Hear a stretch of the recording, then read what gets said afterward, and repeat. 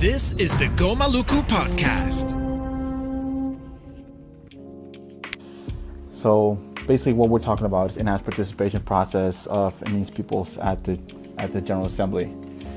And so basically what we'll try to do within the next half an hour, 20 minutes or so is first explain a little bit who is it for, which is very important because that is a question that a lot of people have been asking.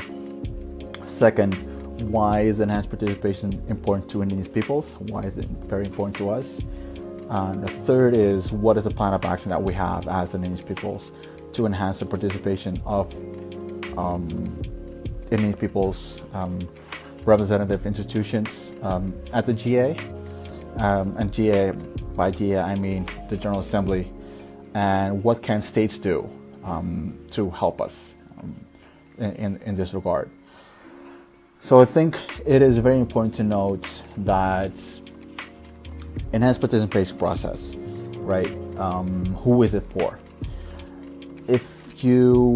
I would highly recommend you to reference or look up the ALTA outcome document. ALTA Norway is place very far up north in Norway, which was at least to me, the World Conference on Indigenous Peoples actually was the meeting that was held in advance of the World Conference, so that Indigenous peoples from all over the world could consolidate their positions, and we did that in ALTA. So ALTA was a process, was a meeting, and it provided a document. And this outcome document has several themes, and I think for the enhanced participation process, theme 2, paragraph 10 is very important. Paragraph 10 has two elements. The first one is that it says, and quoting, we call for, at a minimum, permanent observer status within the UN system, enabling our direct participation through our own governments and parliaments. Sorry, I don't have coronavirus, it's just a cough. So through our own governments and parliaments, and our own governments include inter alia or traditional councils and authorities. So here's the thing.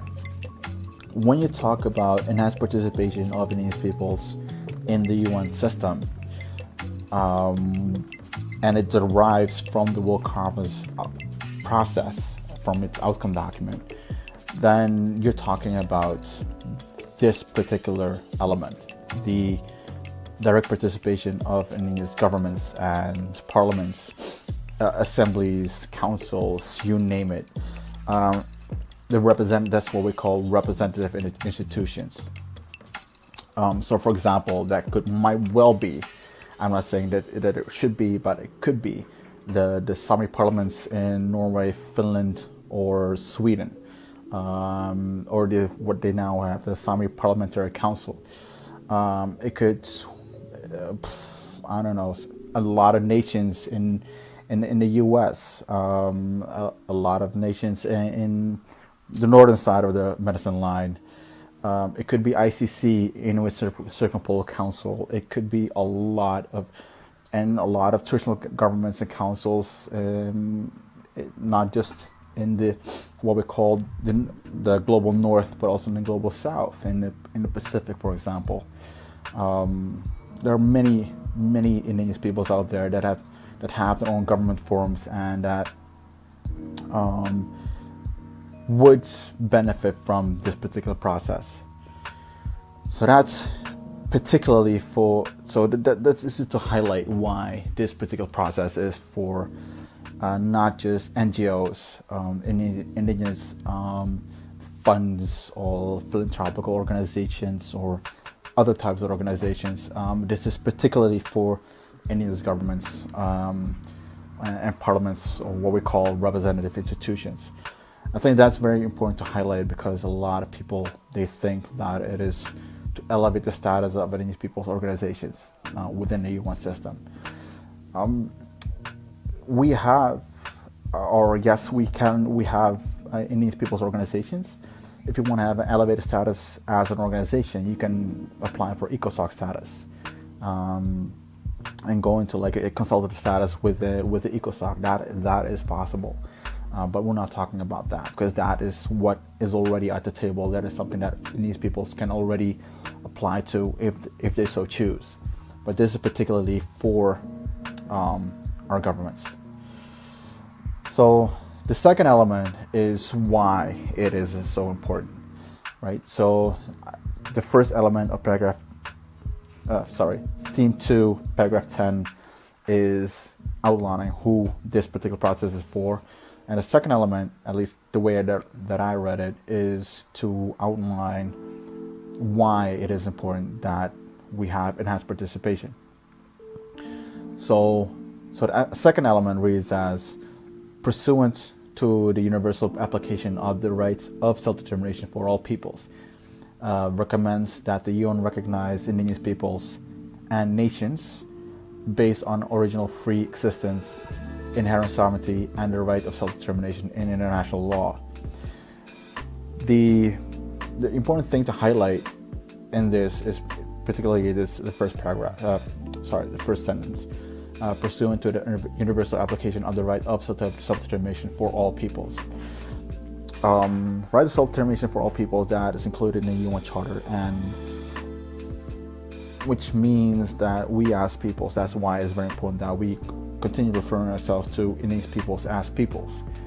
Capital P and S, not people without an S, but that we have the right of self-determination. Pursuant to that right, we engage in this process and recommend that the UN recognize our nations based on our sovereignty and original free existence. So that's why, at least according to the also outcome document, it is very important that Indigenous peoples have this enhanced participation process. But it is so how does that translate? What are the hurdles? What are the challenges that these peoples are facing in real life when it comes to the UN system? I'm not talking about like the domestic policies or domestic issues. I'm talking about specifically the international issues, the multilateral negotiations that we engage in, whether they occur in Geneva, New York, Bonn, all around the world, wherever the UN work takes us. So it is very important to highlight that this particular process, the enhanced participation process, is actually an almost 100-year process. And I'm not kidding, it is actually an almost 100-year process. Because when and I'm going into it a little bit more elaborate in a bit, but it's almost 100 years, almost 100 years ago, in 2019, so last year, a Diskahe, so a chief from the Haudenosaunee, still couldn't speak in his capacity as an Indigenous leader at the UN Human Rights Council. And I'm going to explain a little bit why it's almost 100 years. Personally, I have experienced the challenges in two processes. One is the UNFCCC process when it comes to the Paris Rulebook, for example, into negotiations regarding Article 6 on carbon markets, and which is now prone to neglect the rights of Indigenous peoples when it comes to these market mechanisms. And the problem that we had was to being able to participate fully into these negotiations, even though we as peoples, it's our lands, our territories, our resources are on the line here. We had to go bend over backwards to be able to be in a room or be able to talk to states. So we kept on looking at this glass ceiling, being able to in these negotiations, and this participation process would shatter that ceiling, shatter that glass ceiling, and make it possible for Indigenous peoples to directly influence the negotiations. Same thing happened under the UNCLOS, the UN Convention on the Law of the Sea. Right now, negotiations are ongoing. Well, it's supposed to be happening right now or next week in New York, but because of the coronavirus, everything has been postponed. And so the UNCLOS, it's established a process to protect the biodiversity of the high seas, what we call the BBNJ Treaty, Biodiversity Beyond National Jurisdiction. And as Indigenous peoples, like, we have, not only from the Pacific, from the Arctic as well, Africa, Caribbean, Latin America, we have a lot of relationships with the oceans. We have a lot of relationship with the biodiversity in high seas, and we have our own management mechanisms and tools to be able to sustainably develop and maintain the biodiversity. Right now, this process is using science as a model, as a reference point for how to preserve the biodiversity. And whereas what we say, well, you got science, but you also have traditional knowledge. Or, sorry, I don't like to use traditional knowledge. I'm going to use the knowledge of Indigenous peoples. And you need to provide equity and equality between the two, so that they're on equal footing. Because if you have them on equal footing, there can be co-creation of new knowledge, or that to protect the biodiversity of the high seas. And also, but in these peoples, we have either we speak last, or we have to speak through states, and that is very difficult for us if we want to directly and meaningfully participate in decision-making processes that affect us.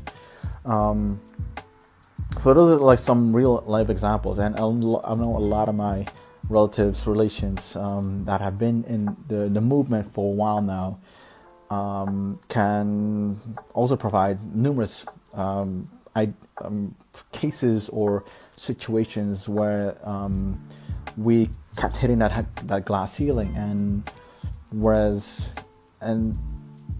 which again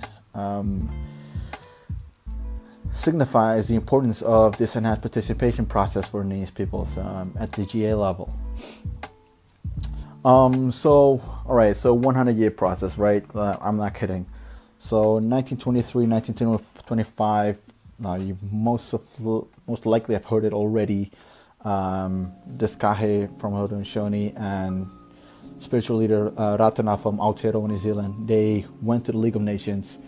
Either they were denied access or denied to speak, and they went to the League of Nations trying to advocate for the peoples, for the fate and the well-being of their peoples, but they were denied access and or to speak. So that was actually the first, that was the first element or occasion or occurrence of this whole enhanced participation process. That, to me, like it kickstarted it back then. 1977, Indigenous peoples went first. It's the first time Indigenous peoples went into the UN, and the first meeting was organized on Indigenous peoples. So you have 1923 all over here, 1925, 1977. So that's a gap of 50 odd years of inaction from the UN or League of Nations back then, acknowledging the rights of Indigenous peoples. And then, so like 1977 up until 2007, Indigenous peoples have been advocating for like basic human rights, which culminated into the adoption of the Declaration of Rights of Indigenous Peoples on September 13, 2007. So that's, and then it went quick, So you have 2007. So Indigenous to the UN went from consideration to commitment to the rights of Indigenous peoples. And then in 2014, with the World Conference on Indigenous Peoples, it went to recommitment to the rights of Indigenous peoples. So 2014, we as Indigenous peoples, we included this interpretation-based process as an element into the outcome document. And then supposedly the lifespan or timeline was until 2017, but there was, and I'll get into that later a little bit.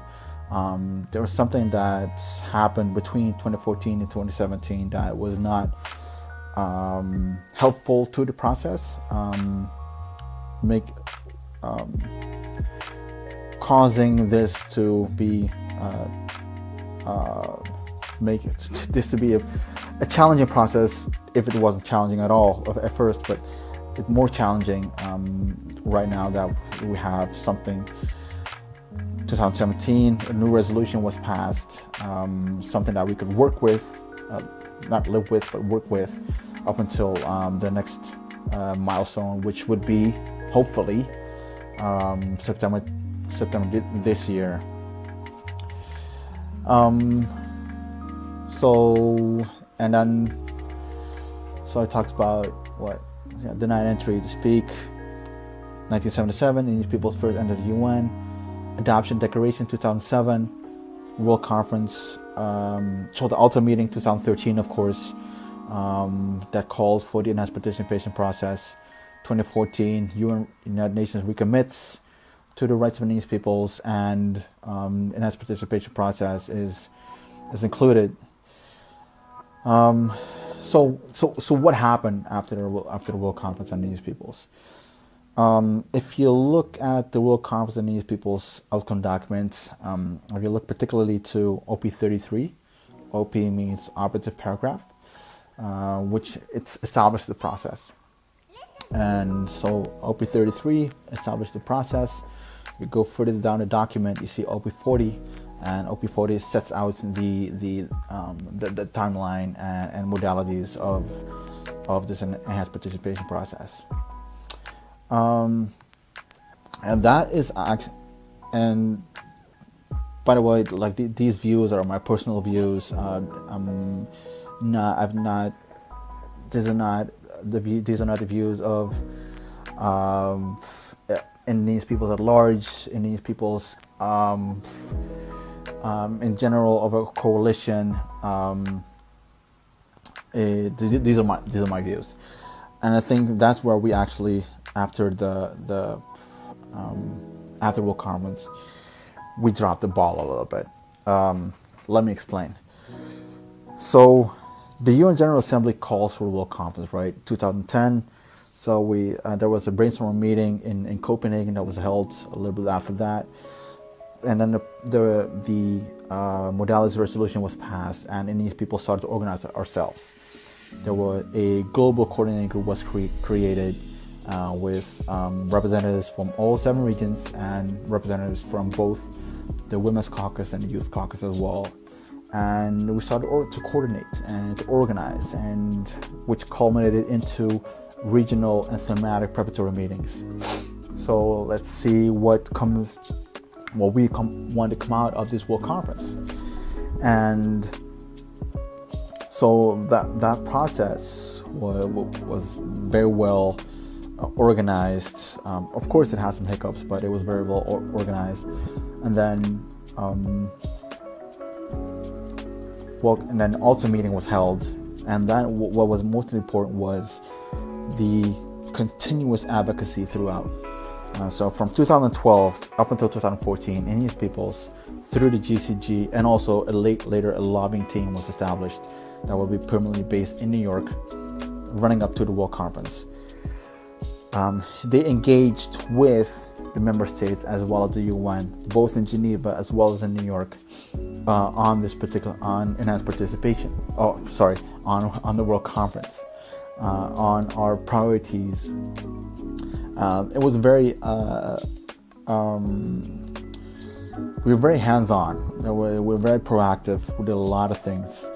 I was lucky to be the Pacific representative to the GCG, as well as Pacific representative and the lobbying team while we were in New York, like 6 months in advance of the World Conference, and that intensity, it was so intense. It was so good. That intensity, it vanished after we adopted the World Conference on Indigenous Peoples outcome document.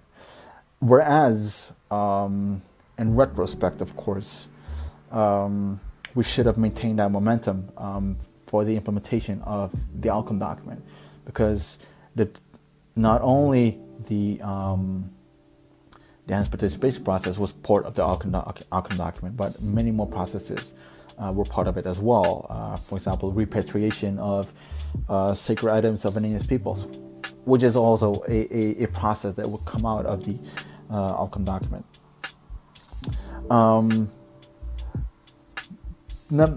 But I do have to recognize that there were Indigenous peoples from the Arctic and North America particularly as well, that have been able to do some follow-up for the enhanced participation process after the World Conference. And that is where we, as a global movement, should have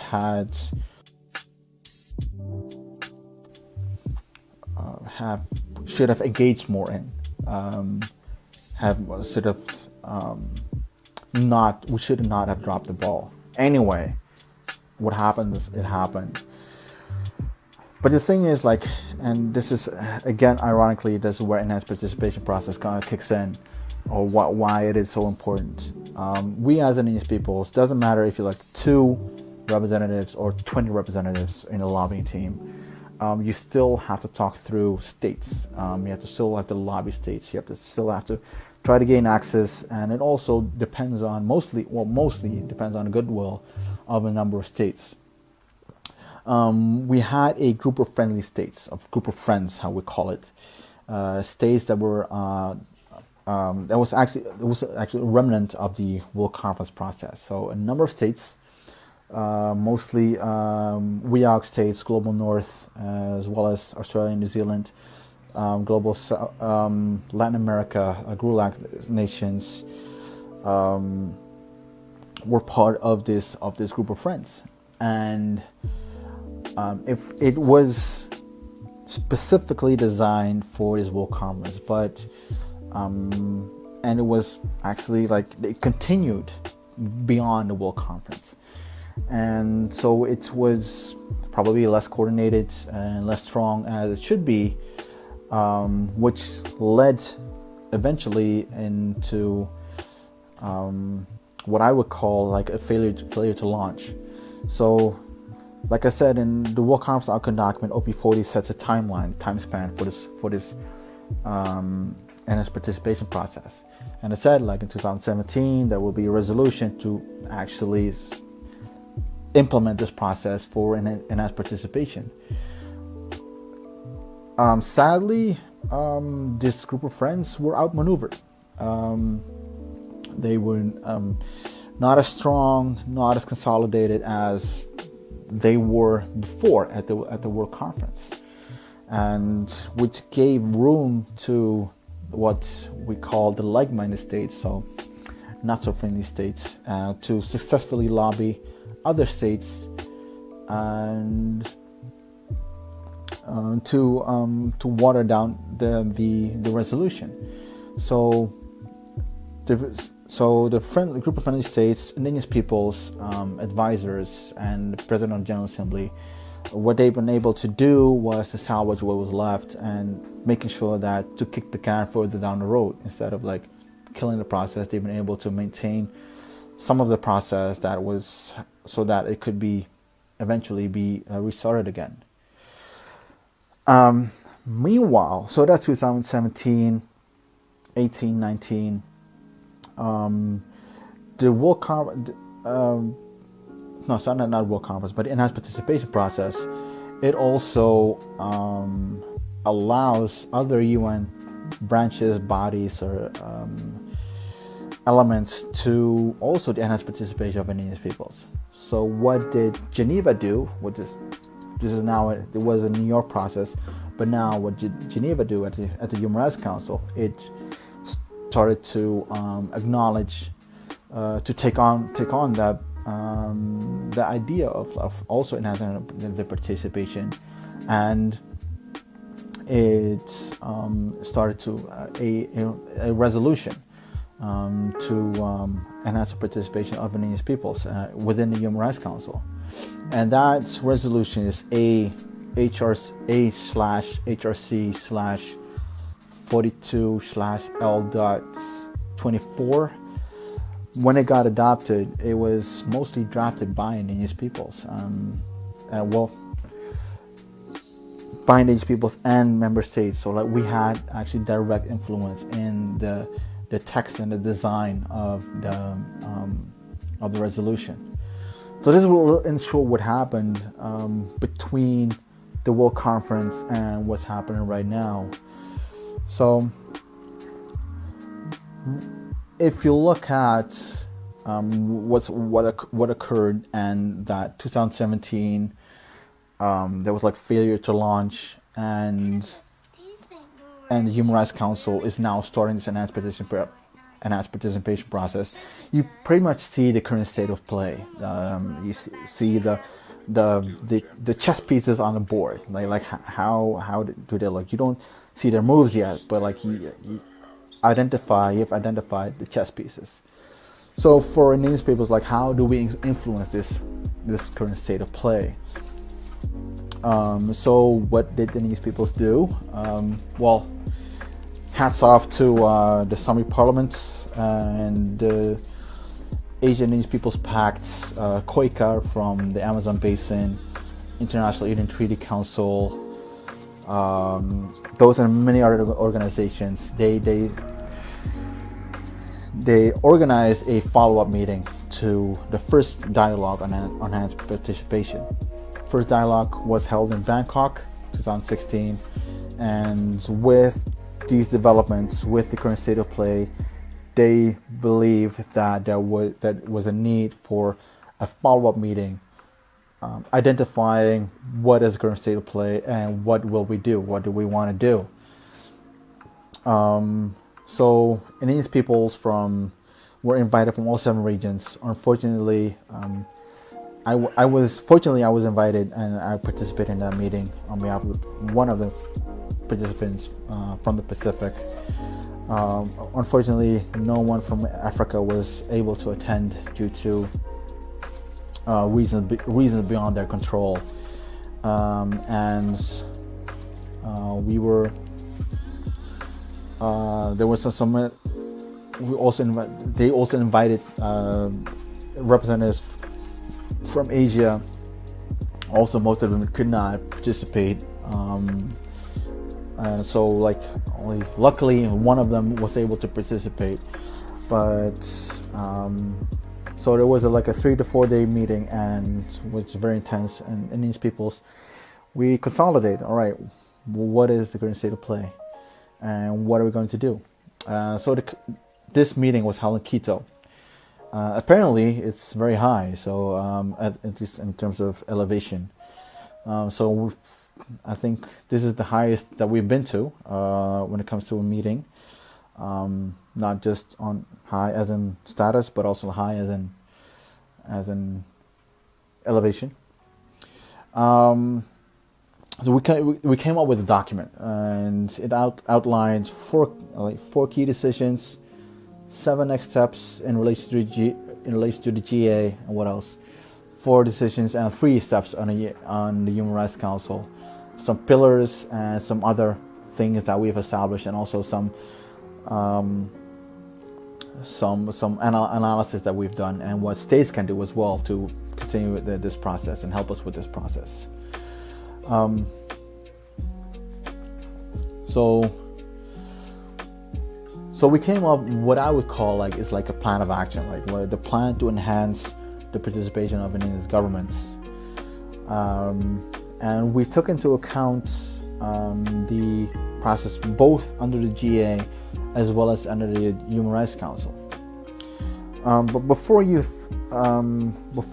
went into outlining what the next steps were. Like, we outlined the basic principles and what an interpretation process must be guided by. So I fortunately have a copy with it. I'm not going to read it all for you, but it is, hopefully it is, I think, yeah, it's available. It's available in English, French, Spanish, and as well as Russian, with the help from a friend at DOSIP. And it outlined, so it started with the basic principles that, like I said, the UN Charter, the right of self-determination of peoples, ICCPR, ICSCR, the Twin Covenants both have, the first provision is on the right to self-determination. That this process must also be guided by the Alta Outcome Document, the World Conference on Indigenous Peoples Outcome Document. That we also take into account the Bangkok paper, which is very important as well, and that this particular process must be fully consistent with all the provisions of the Declaration of Rights of Indigenous Peoples as the minimum standards, including, of course, Article 3, right to self-determination, Article 18, right to participate in decision-making processes that affect us, Article 33, and so on.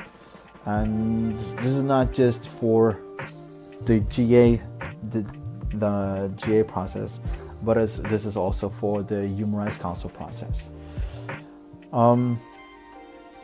The first thing that this Quito document outlines is that the process under the GA must be restarted, taken based on the achievements previously secured. So that includes the Bangkok outcome documents, and if you look, and the compilation of views of states and Indigenous peoples containing possible measures necessary to enhance the participation of Indigenous peoples' representative institutions. I don't have the exact document, but this compilation of views is very important for you to reflect on, because it has some very good ideas, both from Indigenous peoples as well as states. It doesn't have a hierarchy of these are Indigenous peoples, or these states and these are Indigenous peoples, but it has some both on equal level, and I think it's very good for Indigenous peoples as well as states to go through the document to see where the states were, at least at the time when they drafted this compilation. So that's what I mean with that the declaration, that the enhanced petition process needs to be restarted based on the achievement, the progress made previously. So when it comes to the General Assembly process, what is very important that Indigenous people's representatives are included in state delegations. Like I said, most of the negotiations are intergovernmental negotiations, and Indigenous peoples do not have access to these meetings, and that is a problem. When it comes to enhanced participation process, like, we need to be at the table. If you're not at the table, you're on the menu, or you're serving the menu. It is very important that we are at the table, and there are states that do it. For example, Canada does it. Ecuador does it. The Finnish government does it as well. They include Indigenous peoples in their state delegations. Not just so it shouldn't be just for the permanent forum or expert mechanism, but also for these important negotiations and consultations on enhanced participation in the General Assembly, as well as in the Human Rights Council. Also, what's very important to the GA process is that we need to be included in all informal and formal meetings, consultations, and negotiations. It shouldn't be that, for example, the President of the General Assembly or somebody else, the President of the Human Rights Council, organizes a number of meetings on enhanced participation, and like 3 meetings for Indigenous peoples, but in the margins of other meetings, he has informal meetings on the same topic, but does not include Indigenous peoples. It is very important that all meetings, informal or formal, consultation or negotiation, are held in an open and transparent manner, are conducted in an open and transparent manner, and will include Indigenous peoples and in every stage. That is very important. That we do not come in only at the front end, and then say what we can say, what we want to say, and then states are like, well, we'll take it from here, and then PJ says we'll take it from here, and then like they will not include in every other stage. That is not the goal here. The goal is to be included in every single stage and every at every level. I think when you're actually advocating or going through the process of enhanced participation, it shouldn't be at the end of it. At the end of it, that you're like, all right, here you go, there's enhanced participation. Now you can participate. Now you got to put your money where your mouth is, right? So when you start this process, you already start showing that you have goodwill, and you include states, and you start including these peoples in the negotiations on this process, in every stage. So it is very important that that we continue to affirm and I will continue to be adamant about this. That this is Article 18 of the Declaration 101. The right to participate in decision-making processes that affect us. That's why it's very important that this process also includes that as well. So there are a lot of things that I will have to be decided and discussed at the GA level before we go into before the end of the 74th session and the beginning of the 75th session of the General Assembly, provided, of course, that the coronavirus does crazy things to the whole schedule. It already did, but hopefully that coronavirus will be gone as soon as possible, and that things will level out as soon as possible as well. There's some benchmarks out there when it comes to participation. Something that we as Indigenous peoples have been advocating for the last couple of years, not just at the GA level, not just at Human Rights Council level, but also at the climate change level, CBD level, oceans level. For example, the new advisors need to be appointed by the President of the General Assembly. Before, we had co-facilitators, John Bernard Henriksen, as well as His Excellency Miguel Luis Alfonso de Alba of Mexico. They were the co-facilitators of the modalities resolution for the World Conference. That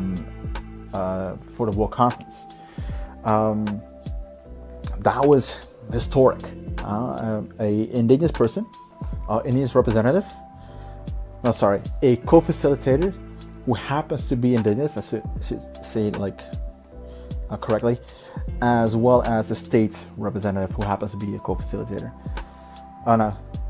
Another co-facilitator who happens to be a state representative. Anyway, and they were conducting negotiations and consultations on behalf of the President of the General Assembly with member states as well as Indigenous peoples to come to a not a consensus, but to some common grounds.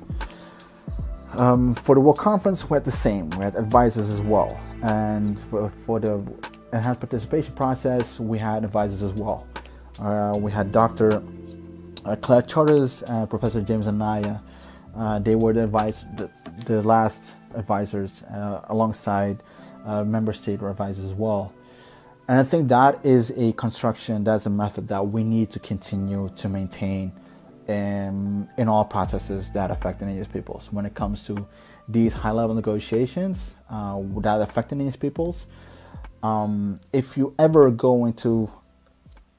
get a sniff of a process that would veer into this particular area of participation, and that affect rights of Indigenous peoples, immediately call for advisors or co-facilitators, co-moderators. I don't know. I don't care what you want to call it, but make sure that you're at the table. Make sure that the information flow also flows through the President of the General Assembly or President of the Human Rights Council, also flows through Indigenous Peoples. I think that is very important. So one of our next steps is should be to recommend 4 advisors. Well, I don't foresee that we'll recommend 4 advisors. I foresee that we will recommend 2 advisors, 2 of the indigenous advisors to the PGA. Another thing is, and it's something that has been on my mind for a while now, is that a meeting needs to be held between Indigenous Peoples and the Secretary General and President or the President of the General Assembly and the head of DESA to discuss matters regarding enhanced participation. And I'm saying this because to date, at least to my knowledge, and correct me if I'm wrong, at least the Secretary General, since he ascended to the role, has not met with Indigenous Peoples Caucus to date. The previous 2, Kofi Annan, as well as Ban Ki-moon, whenever Indigenous Peoples were in town, in New York, during the Purim Forum, for example, he always met with Indigenous Peoples. This current Secretary General has not met with Indigenous Peoples yet, and this is starting to bother me personally. As in, we are part of the UN. They always say, like, you're part of the family.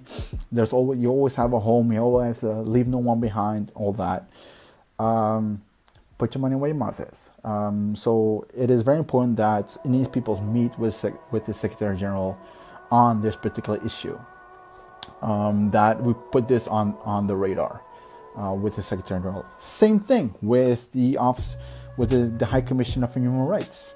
Recently, she met with the Indigenous Peoples, some Indigenous Peoples at least, but so far, when Indigenous Peoples are at the MRIP, Expert Mechanism Rights in the Peoples in Geneva, or at the Human Rights Council, and she was in town, she did not meet with the Indigenous Caucus. I think those are things that we need to be very vigilant about.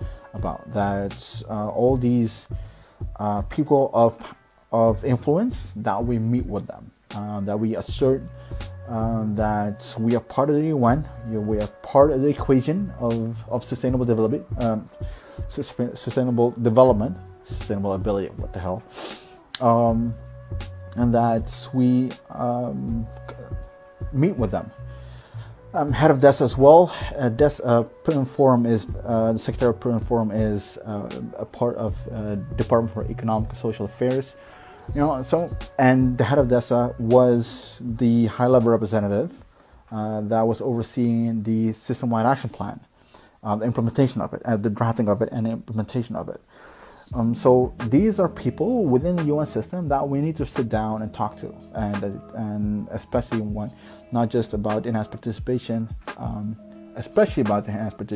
but also about issues that affect Indigenous peoples right now. There's one thing that is also very important that is in the resolution that I talked about, H/Res/71/321, paragraph 5. I'll put all the things down below in the comments for you to later reflect on. Paragraph 5 states that that is Secretary General will draft a report on the participation of Indigenous peoples. And I think that for us as Indigenous peoples, whenever we have the opportunity, with this coronavirus, we don't have any opportunity right now, but whenever we have the opportunity, we just state clearly that this report needs to include the views of Indigenous peoples. So I highly recommend you to read this particular resolution, and whenever you engage with the UN, whether it's in Geneva, New York, Bonn, whatever, if you have the chance, highlight that this report of the Secretary General must include the views of Indigenous peoples. It cannot be that this gentleman, His Excellency, drafts a report on Indigenous peoples and does not include Indigenous peoples.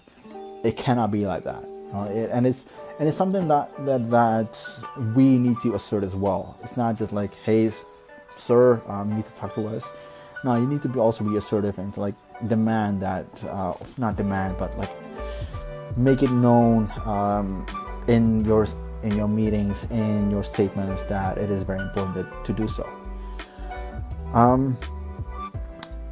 This is and the next point is something that Indigenous people should be doing every time, but not everyone is doing it. And this is meeting with states bilaterally. For example, one of the elements or next steps out of the Quito document says to organize regional consultations with states during the Perm Forum. Why Perm Forum? Because a lot of Indigenous peoples like converge at the UN in New York, and it's a good opportunity, like, to have a regional caucus meeting and then sit down with states from your region and to discuss things that are relevant to your region, including the enhanced participation process. So it's very important to have these consultations. Otherwise, you cannot go. Otherwise, you're going in cold into the negotiations. Going in cold into negotiations is never good. You need to, like, start all the way up front as early as possible. Get into the game as early as possible. Get into the game at the warm-up phase. I don't know, like get into it as early as possible and start discussing with states about this.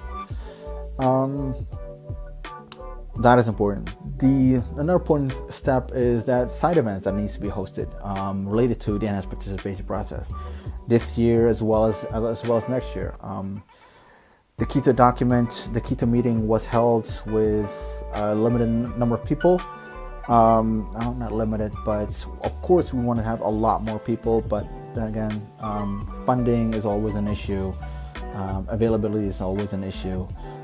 So side events is very important to build the capacities and awareness on enhanced participation amongst the Indigenous peoples and states and other interest people. And I think because of this whole coronavirus issue is that I'm doing this as well. Hopefully that you can disseminate whatever in any way, shape or form to people so that the people are aware of the enhanced participation process. And also, like, it's also very important to, like, engage in state capitals. It is something that not a lot of Indigenous people do.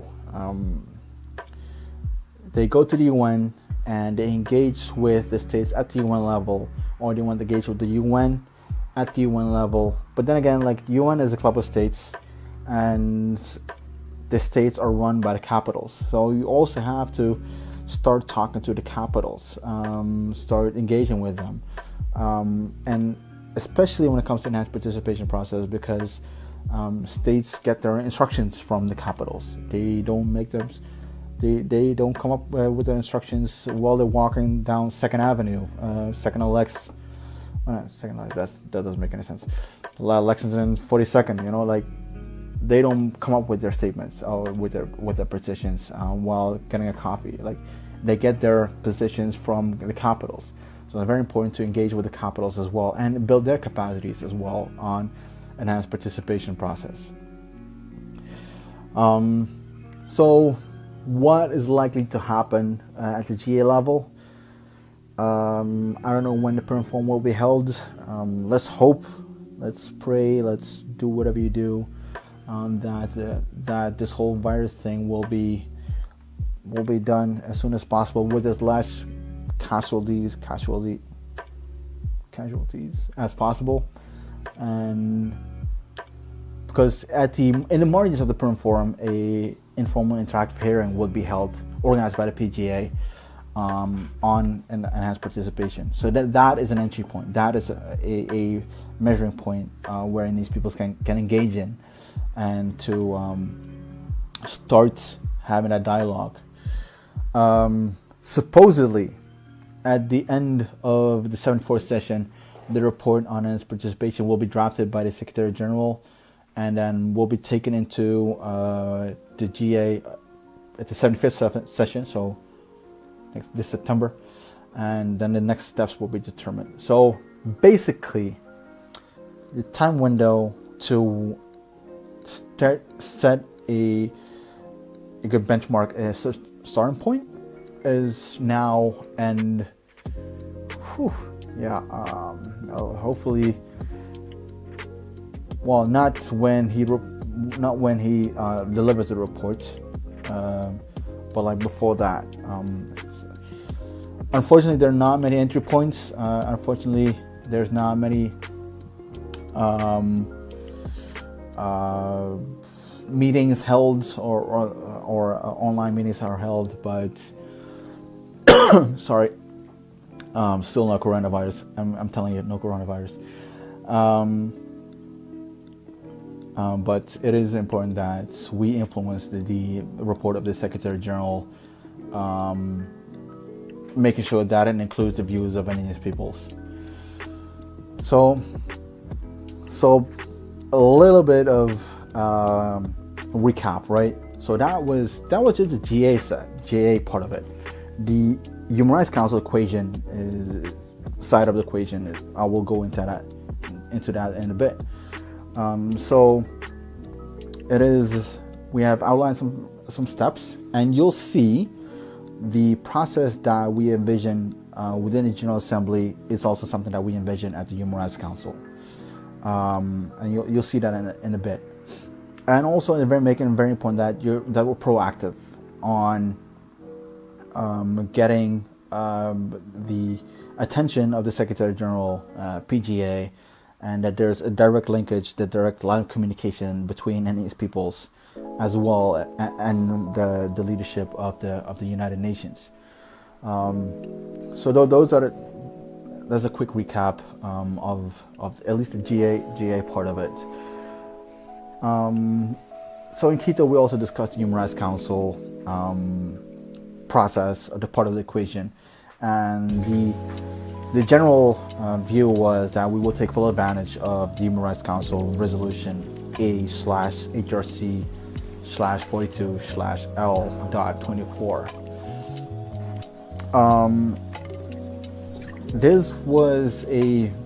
This particular resolution was very fun, but also a little bit of background into it. Something that is very unfortunate is that Indigenous peoples, when we engage with the United Nations, gravitate towards when it's in Geneva, export mechanism rights of Indigenous peoples. When it goes to New York, it gravitates towards the Purim Forum on Indigenous Issues. Whereas there are so many more meetings in between human rights related. For example, in Geneva, for example, the Human Rights Council, its September resolution. It is very important, but there are not many Indigenous peoples engaging with the Human Rights Council. If it's too technical, if it's too difficult, let me know. I'll try to bring in people that I'll talk about a little bit about it myself, and bring in people that are very knowledgeable about that as well. To how you utilize the Human Rights Council and that system as well. If that's too technical, we can take care of that. If it's about finance, if you're not able to participate in the Human Rights Council, I highly recommend you to apply for the UN Voluntary Fund. They just now expanded their mandate, and you can also participate in the meetings of the Human Rights Council, treaty bodies, and now also in the climate change meetings as well.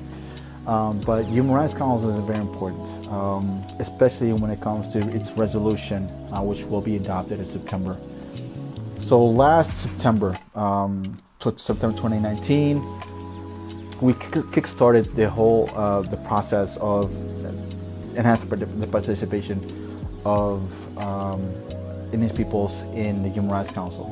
I'm not saying that we actually did the actual kickstart, but we kickstarted a process that we felt that is that we can live with.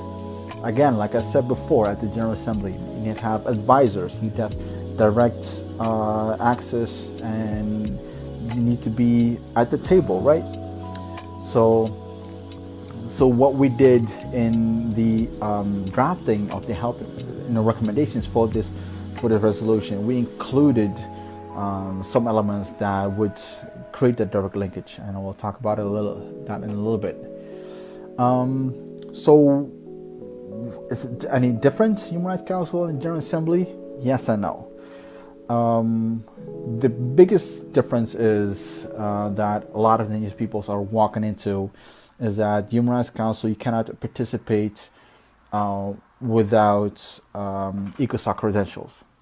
So your organization needs to be need to have ECOSOC status, Economic and Social Council status, which requires a lot of paperwork and a lot of things.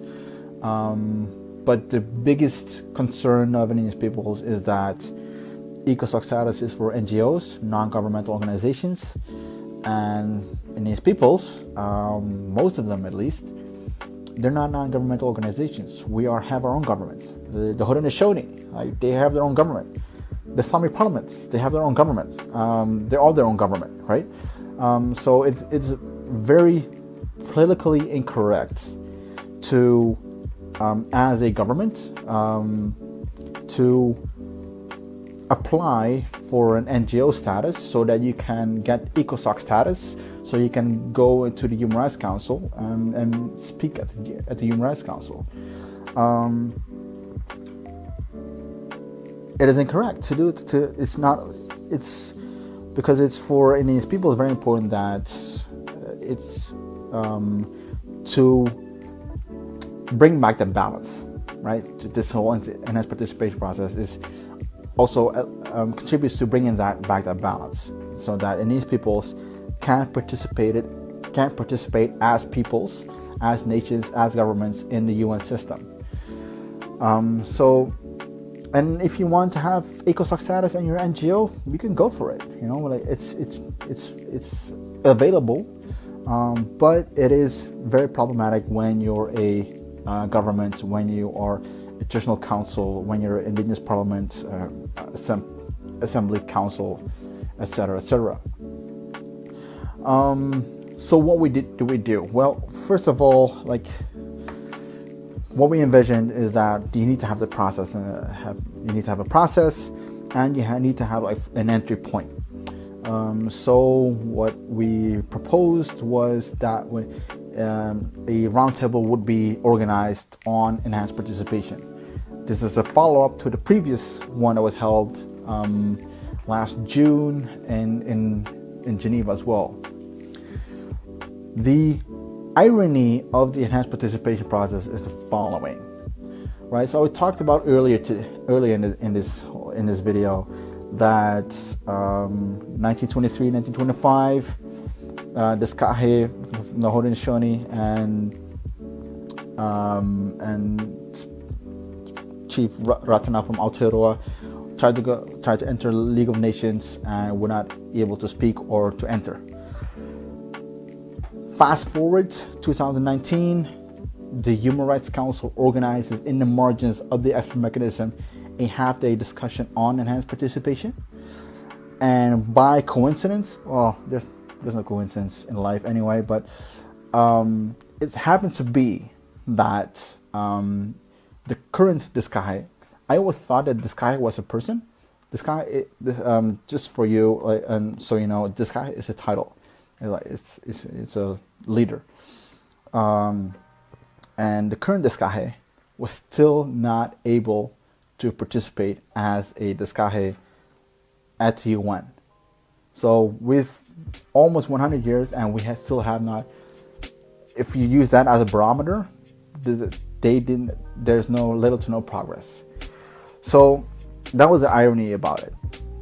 So that was the first meeting. Second meeting or another meeting will be organized. This time we said, hold on. What we want right now is to have a co-chair of nominated by Indigenous peoples to sit alongside a co-chair, preferably the president of the Human Rights Council, to guide this meeting. Again, nothing about us without us. Even at the table, your menu, all those one-liners, like making sure that Indigenous peoples or our views are considered equally as the state's views are considered. So we have to nominate a person to be the co-chair, and then of course consultations and negotiations would have to be organized. And so what we call for is that then consultations and negotiations will be held for necessary steps, procedural steps, or necessary measures, procedural steps, and selection criteria. Just to kick off the process. So you have entry point, you have like substance, what are you going to talk about? Now you need to have the process. So what we also call for, again, is like a copy of the GA process. We call for the appointment of co-facilitators, one Indigenous and one state nominated representative to conduct informal and formal consultations and negotiations. That's the process. And again, it is very important that we do not go below what we've already established with John Henriksen, Les Malazer, who else was? Yes, I don't know. Dr. Clyde Charters, Professor James Anaya, as the previous co-facilitators and advisors, or Marina Cunningham as well, as co-facilitators and advisors. That we do not, it is very important that we continue that process, so that it's not just a General Assembly, but Human Rights Council as well. Quick sidestep.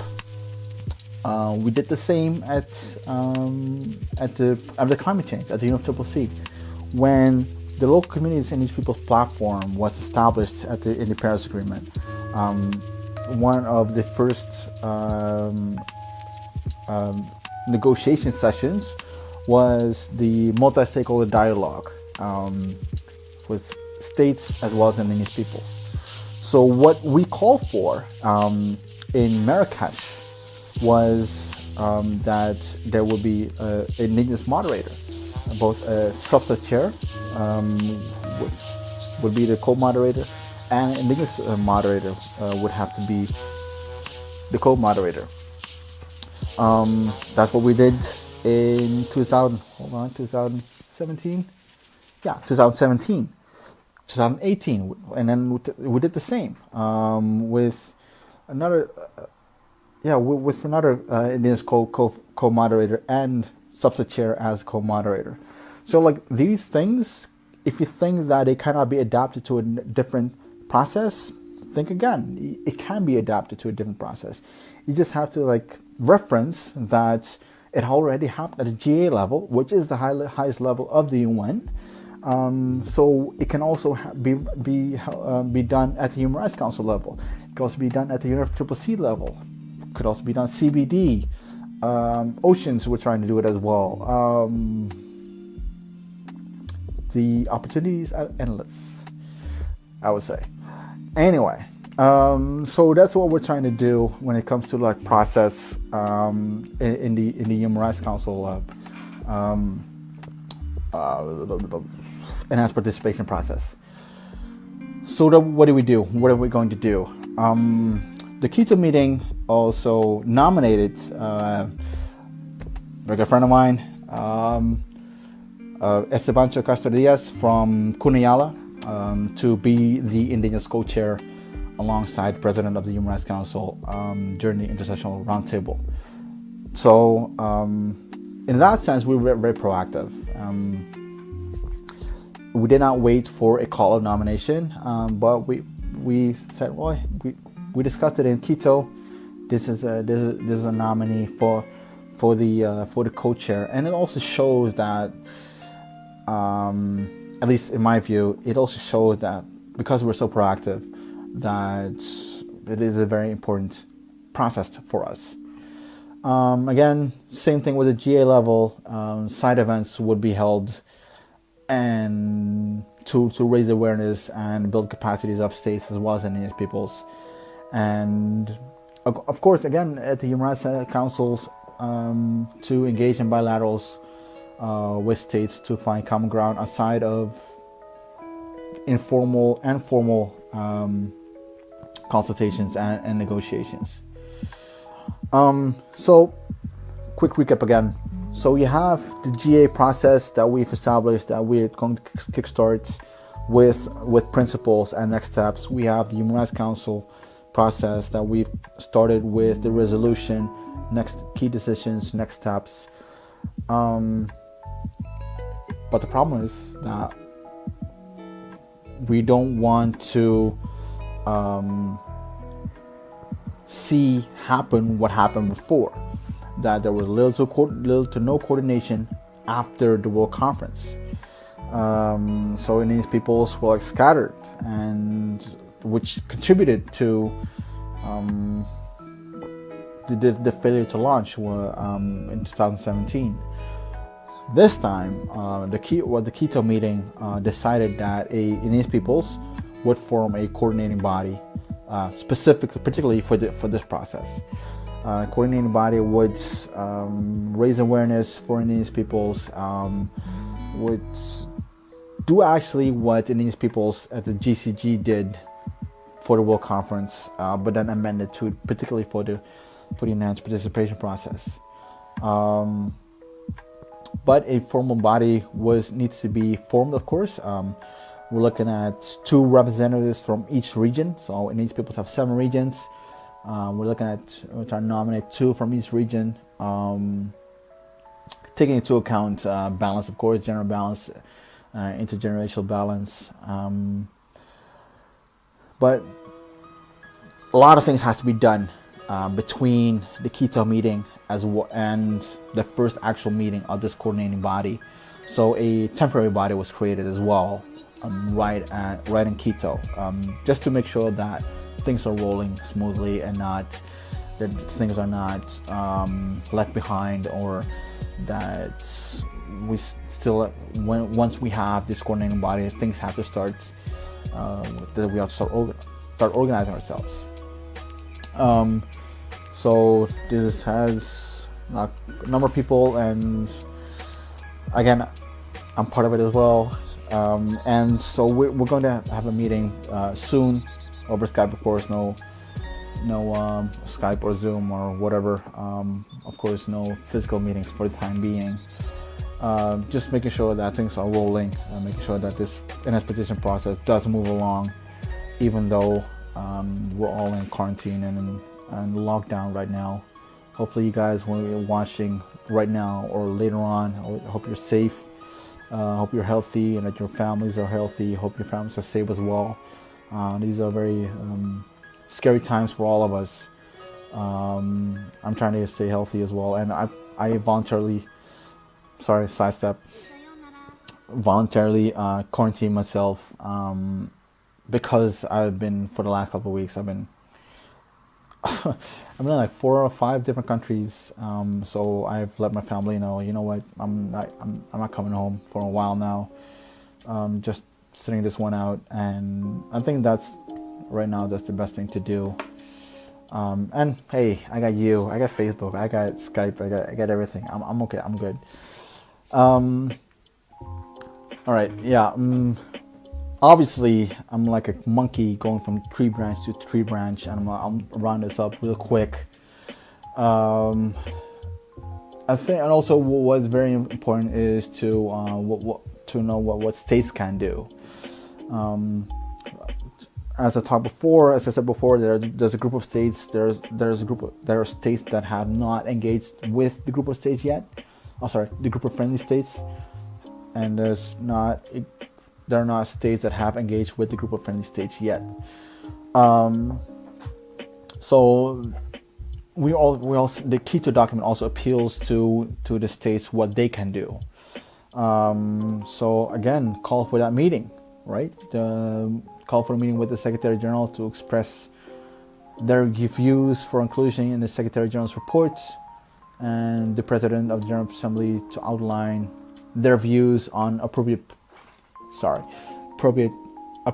processes for the General Assembly's consideration of Indigenous peoples' enhanced participation in the United Nations, as well as substance. That's a very weird sentence. I recommend you to read the document so you can read it yourself, because I was part of the drafting team that drafted this document, and I just still have trouble deciphering this particular paragraph. But that's me.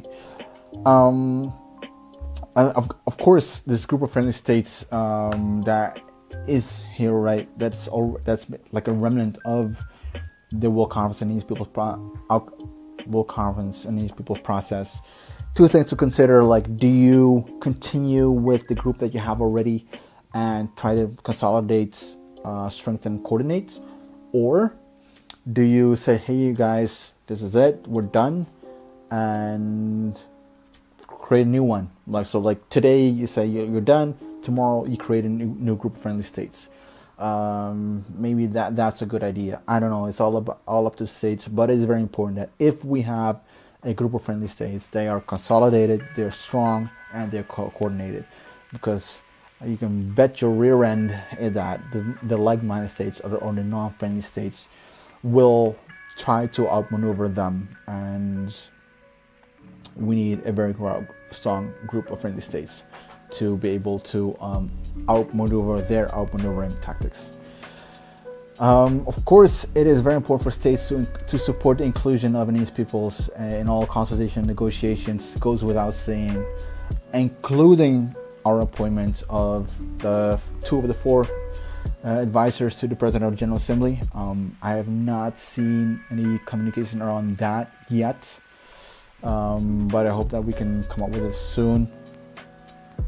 In terms of the names of the 2 people that we'll propose as advisors. Of course, if it's up to anyone, like one meeting would suffice. But again, like this is so delicate. It's such a delicate process that you should be looking at multiple meetings. So the state should request the President of the General Assembly to hold a series of informal but high-level meetings with states on Indigenous peoples' enhanced participation in the United Nations. And of course, what is also important is to work with Indigenous peoples on this particular issue. It can be that as a state, you're going to shoot from the hip, is what I would say, is by just doing what you want to do and not engaging with Indigenous peoples in this particular process. And I think that is very important. So like key factors, and I think I'm going rounding up to this spiel talk rant, if you may, on enhanced participation. The key factors of success I would outline is a strong international indigenous coordination, and maybe even stronger group of friends, and direct access to the negotiations, and not just communication lines to the President of the General Assembly. I think if this document says a lot of things, and I highly recommend you to read it as well. If you would like to have a copy, I don't know if I think DOSIP is able to provide copies of these in 4 languages. It's very important to read for both Indigenous and non-Indigenous peoples if you're interested in the enhanced participation process. And this is a benchmark. This is the minimum. You can always add up to it, but we keep on gravitating towards this document. I think that is very important for us. I always say, like, when it comes to Indigenous peoples, advocacy is always a challenge. But when it comes to enhanced participation, we're not playing tiddlywinks here. This is serious stuff. Of course, Indigenous peoples can, governments, parliaments, and councils and other entities can apply for permanent observer status. There are hundreds of entities that have observer status with the UN General Assembly. This is different, though. This is very different. This is very significant. But I think we'll always support whoever is going for permanent observer status. But I think we should not forget this enhanced participation process, because it does have the legitimacy of the Alta Outcome document.